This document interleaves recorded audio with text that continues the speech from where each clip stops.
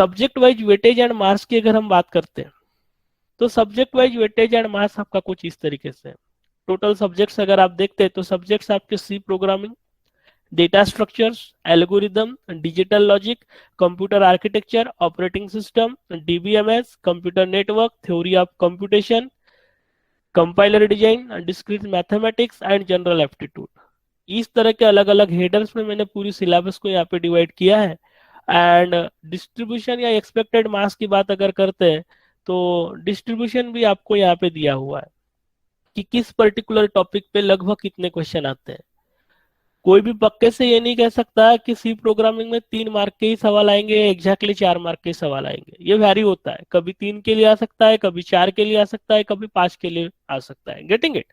लेकिन एक ग्रुप है सी डेटा स्ट्रक्चर एंड एल्गोरिदम। तो सी डेटा स्ट्रक्चर एंड एल्गोरिदम की अगर हम बात करेंगे तो लगभग 15 से लेके 19 मार्क इस पर्टिकुलर ग्रुप पे अगर आते हैं। तो किसी साल अगर सी पे ज्यादा पूछ लिया तो डेटा स्ट्रक्चर पे थोड़ा कम पूछता है। तो that's why this variation is there. तो अल्टीमेटली अगर हम कंप्यूटर साइंस ब्रांच की बात करेंगे तो कंप्यूटर साइंस ब्रांच में आपके सब्जेक्ट्स यहाँ पे दिए हुए, उनका डिस्ट्रीब्यूशन ऑफ मार्क्स आपको दिया हुआ है। अब बात हो रही थी कि आपको 20 मार्क्स कवर करना है और यहाँ पे हम मिनिमम वेटेज अगर देख लेते हैं, किसी प्रोग्रामिंग में 3 मार्क मिल रहे हैं, डेटा स्ट्रक्चर में 5 मिल रहे हैं, एल्गोरिदम में 7 मिल रहे हैं, डिजिटल लॉजिक में 6 मिल रहे हैं। तो अगर हम मान के चलते कि कोई 4 सब्जेक्ट प्रिपेयर कर लेते हैं, जैसे सी प्रोग्रामिंग में 3 मार्क्स हमको मिल गए, डेटा स्ट्रक्चर में 5 मिल गए, एल्गोरिदम में 7 मिल गए, डिजिटल लॉजिक में 6 मिल गए, इनका अगर हम एडिशन करेंगे तो ये लगभग 21 आता है।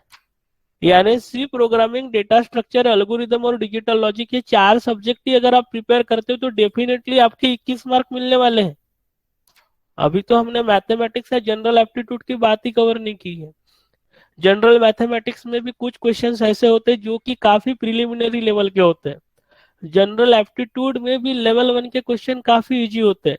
यहाँ पे आप देखोगे तो टोटल 15 मार्क्स दिए हुए जनरल एप्टीट्यूड पे, लेकिन 15 में से लेवल वाइज मार्क्स रहते हैं। लेवल 1 के कुछ क्वेश्चंस रहेंगे, बाद में लेवल 2 के कुछ क्वेश्चंस रहेंगे, लेवल 3 के कुछ क्वेश्चंस रहेंगे। तो अगर जनरल एप्टीट्यूड की बात करोगे तो जनरल एप्टीट्यूड में आपको 3 या 4 मार्क लेवल 1 के मिलेंगे। And that's why out of this 15 आप आसानी से 5 मार्क कवर कर सकते हो।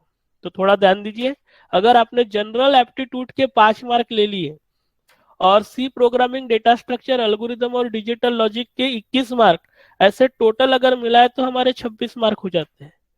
तो अगर हमने बाकी कोई क्वेश्चन रॉन्ग अगर अटेम्प्ट नहीं किया है, सारे के सारे क्वेश्चंस जो है C programming, data structure, algorithm और डिजिटल लॉजिक से सही तरीके से किए हैं, तो definitely C data structure, algorithm और डिजिटल लॉजिक में हमें 21 मार्क मिल जाएंगे और जनरल एप्टीट्यूड के 5 ऐसे मिला के 26 मार्क मिल जाएंगे। तो फिर अगर वैलिड गेट स्कोर पाने का इतना सिंपल रास्ता है तो फिर मैक्सिमम लोगों का गेट स्कोर इनवैलिड क्यों आता है? इस चीज पे हमें काफी सोचना पड़ेगा। जनरली काफी सारे लोगों को गेट एग्जाम एक टफ एग्जाम लगती है, लेकिन ये एग्जाम उतना टफ नहीं है जितना कि हम सोचते हैं। और आपकी कैटेगरी अगर SC ST बिलोंग करती है तो आपको मार्क्स कितने लाना है? 20। क्योंकि 20 का क्राइटेरिया तो हमने 4 साल में भी नहीं देखा। 19.7 इतना ही क्राइटेरिया था वैलिड गेट स्कोर के लिए। मैं 19.7 की बात नहीं कर रहा हूं, मैं 20.0 की बात कर रहा हूं। आपको 20 लाना है और अगर आपको 20 लाना है तो 20 आप कैसे लाओगे? तो 20 लाने का बहुत ही सीधा सीधा रास्ता मैंने आपको बताया कि भैया आप सी प्रोग्रामिंग प्रिपेयर कर लो, डेटा स्ट्रक्चर प्रिपेयर कर लो, एल्गोरिदम प्रिपेयर कर लो, डिजिटल लॉजिक प्रिपेयर कर लो, 4 सब्जेक्ट प्रिपेयर करो, आपको 21 मार्क मिल जाते हैं। एप्टीट्यूड प्रिपेयर करो, आपको 5 मार्क मिल जाते हैं, टोटल 26 मार्क मिल जाएंगे। तो आपका गेट स्कोर वैलिड हो जाएगा एंड डेफिनेटली आपको गेट स्कोर वैलिडिटी के साथ आप अप्रूव हो जाएंगे। तो फिर इनवैलिड गेट स्कोर आएगा क्या? नहीं। चलो आपको सी नहीं जमता, डेटा स्ट्रक्चर आपका अच्छा नहीं है, डिजिटल लॉजिक में आप उतना अच्छा नहीं कर रहे हैं, आपका इंटरेस्ट कुछ अलग है, आपको ऑपरेटिंग सिस्टम अच्छा लगता है, आपको डीबीएमएस अच्छा लगता है, आपको कंप्यूटर नेटवर्क अच्छा लगता है, okay, you can go with this subject. आप ऑपरेटिंग सिस्टम सिलेक्ट कर लो, क्योंकि हर किसी का स्किल सेट अलग अलग होता है। सबसे पहले ये चीज समझना है, जरूरी नहीं जिसको डीबीएमएस अच्छा लग रहा होगा उसको सी प्रोग्रामिंग अच्छा लगेगा।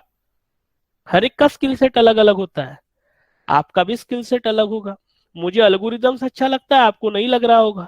एंड दैट्स वाई इंडिविजुअली हर किसी ने अपना खुद का स्किल सेट आइडेंटिफाई करना है कि भैया मुझे कौन सा सब्जेक्ट अच्छा लग रहा है और मैं किन सब्जेक्ट में अच्छा कर सकता हूँ। तो आप खुद का स्किल सेट खुद जानिए। जब तक आप खुद का स्किल सेट खुद नहीं जानोगे तब तक आप अच्छा नहीं कर पाओगे। And that's why very first you have to identify your own skill set and accordingly you have to focus upon any 4 subject.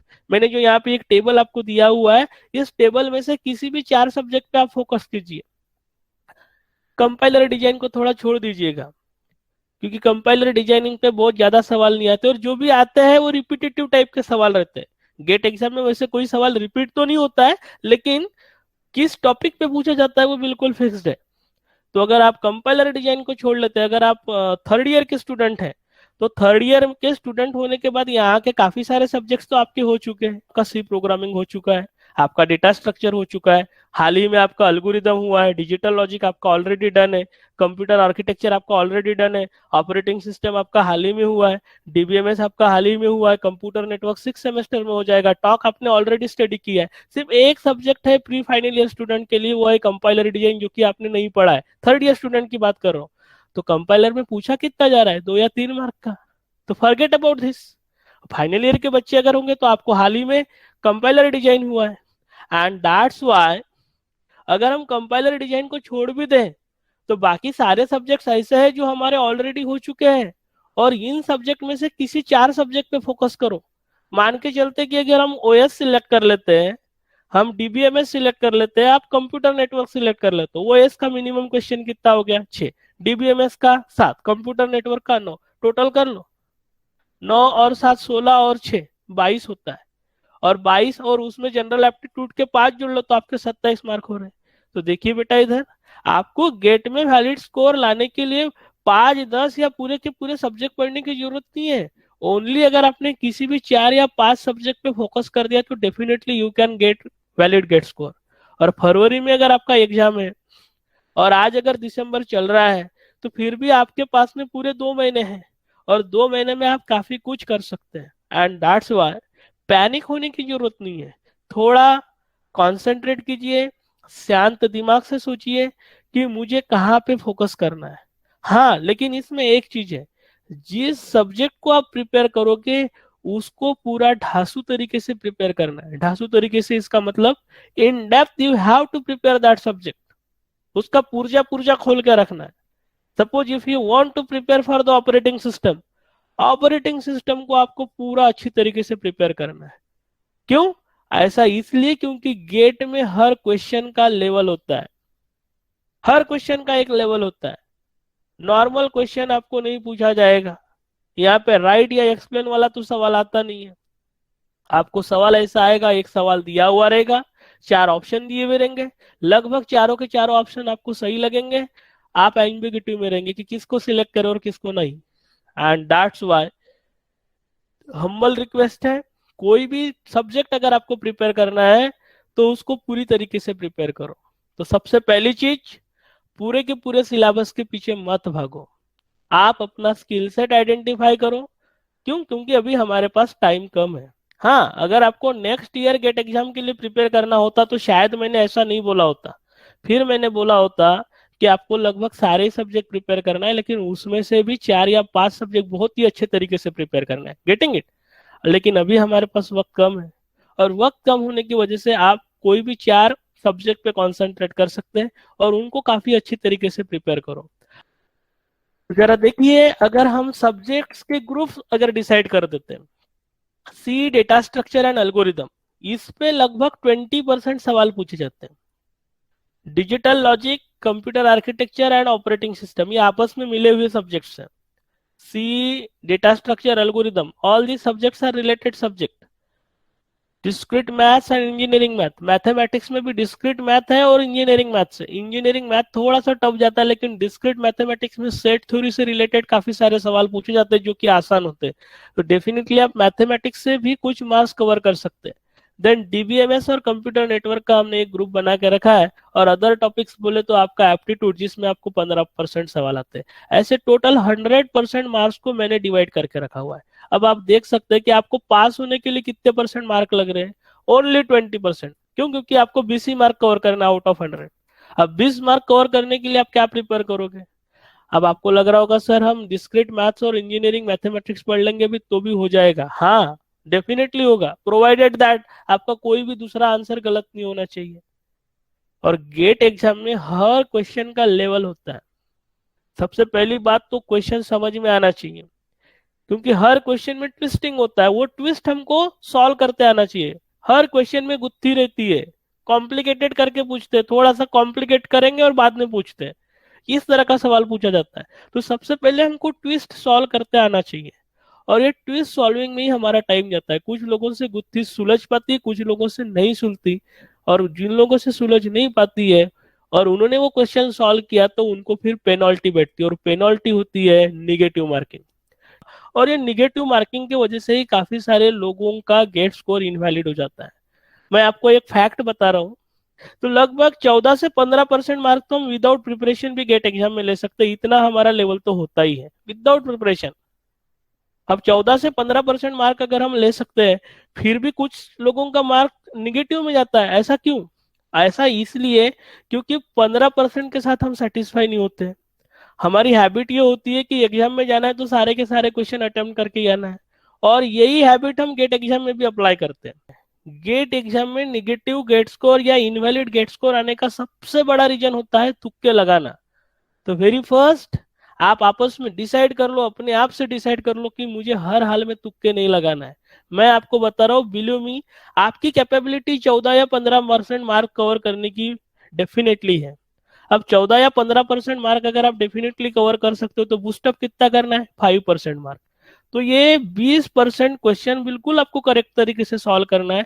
इसलिए आपका एम ये होना चाहिए कि in any circumstances I have to solve all 20% question in a correct way, provided that no other question will be wrongly attempted। कोई भी नया question आपको गलत तरीके से सॉल्व नहीं करना है। आप सेंटर पे जाइए, 20% क्वेश्चन सिलेक्ट कीजिए, उनको काफी अच्छे से सिलेक्ट करो, श्योर शॉर्ट सॉल्व करके आओ, डेफिनेटली आपका गेट स्कोर वैलिड आएगा। बट प्रॉब्लम यह है, हम लोगों को 100% क्वेश्चन अटेम्प्ट करने की बुरी आदत लगी हुई है, और यही आदत हमें मार डालती है। हम जाते हैं, हमको लगता है कि बाकी लोगों ने तो 100% क्वेश्चन अटेम्प्ट कर दिए, मैंने तो सिर्फ 20% ही अटेम्प्ट किया, अब मैं क्या करूं? लगाओ तुक्के। और यही सबसे बड़ी आपकी गलती होती है। बेटा जिसका ऑल इंडिया रैंक, गेट का ऑल इंडिया रैंक फर्स्ट होता है, वो भी 100% क्वेश्चन अटेम्प्ट नहीं करता है। ध्यान दो, जिसका ऑल इंडिया रैंक 1 होता है वो भी 100% क्वेश्चन अटेम्प्ट नहीं करता है। फिर हम कहां से करेंगे? लेकिन हम तो करके आते हैं। क्यों? हम तुक्के लगाते हैं। यही सबसे बड़ी गलती होती है। तो वेरी फर्स्ट, तुक्के बिल्कुल भी नहीं लगाएंगे। तो ये चीज तो आपने फिक्स कर ली, तुक्के नहीं लगाएंगे। सेकंड, किस क्वेश्चन को हम अटेम्प्ट करेंगे? जो हमको आता है, जो हमको आता है। कौन सा हमको आएगा? जिसका हमने प्रिपरेशन किया है। हम किसको प्रिपेयर करेंगे? हमारे स्किल सेट के सब्जेक्ट को। हमारा स्किल सेट क्या होगा? 3 या 4 सब्जेक्ट। क्यों? क्योंकि मौजूदा हालात ऐसे है कि हमारे पास ज्यादा टाइम नहीं है। तो आपके स्किल सेट वाले कोई भी सब्जेक्ट प्रिपेयर कर लो। किसी का यहाँ पे सेट 1 हो सकता है, मेरे कर्सर पे ध्यान दीजिए, किसी का सेट 2 हो सकता है, किसी का सेट 3 हो सकता है, किसी का सेट 4 हो सकता है, या इनका कोई कॉम्बिनेशन हो सकता है। आप अपने स्किल सेट के हिसाब से सब्जेक्ट्स या स्किल सेट डिसाइड कीजिए, ताकि आपको ये नहीं हाउ 20% करेक्ट क्वेश्चन वहां पे सॉल्व करके आना है। ये चीज आप जहन में बांध लो, मुझे तुक्के बिल्कुल नहीं लगाना है, मुझे सिर्फ 20, 25 या 50% क्वेश्चन ही करेक्ट तरीके से सॉल्व करके आना है। मेरी बात मानिए, आउट ऑफ 100 अगर आप 50 क्वेश्चन भी सही सॉल्व करके आए ना, तो आपका परसेंटाइल 90s में रहेगा। You will get 90 plus more percentile and you will be at one of the IITs। देखिए बेटा, मैं 50 या 60% क्वेश्चन सॉल्व करने के बाद IIT में जाने की बात कर रहा हूँ। आप 100% क्वेश्चन अटेम्प्ट करके इनवैलिड गेट स्कोर लेके आते हैं। तो यहाँ पे आपको मेरे डिस्कशन से समझ में आ रहा होगा कि हमको तुक्के बिल्कुल नहीं लगाना है, और तुक्के नहीं लगाने के साथ साथ आपको क्या करना है? आपको सही क्वेश्चन सॉल्व करना है। अब सही क्वेश्चन आप कैसे सॉल्व करेंगे, ध्यान दो बेटा। गेट एग्जाम का अपना एक लेवल है, पिछले 30 सालों से गेट एग्जाम चल रही है और ये 30 या 35 सालों में आज तक गेट का कोई भी क्वेश्चन रिपीट नहीं हुआ। इससे आप समझ सकते हैं कि गेट एग्जामिनेशन का लेवल क्या होगा। One of the toughest examination in the world, इस तरीके से गेट का इंट्रोडक्शन है, not in India, in the world. World में का one of the toughest examination in technical field, that is what a GATE. तो गेट ने अपना लेवल बरकरार रखा हुआ है।